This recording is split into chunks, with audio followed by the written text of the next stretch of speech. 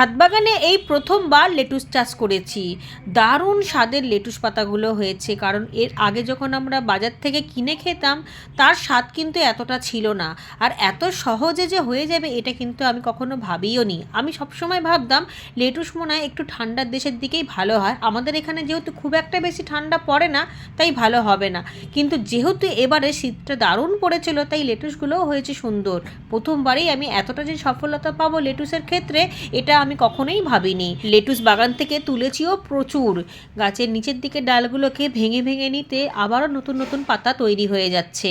আর এবারে আমরা veg non veg দুরকম করে করেই কিন্তু প্রচুর প্রচুর খেয়েছি। এখনও পর্যন্ত কিন্তু লেটুস পাতা অনেক দিন পর্যন্ত চলবে।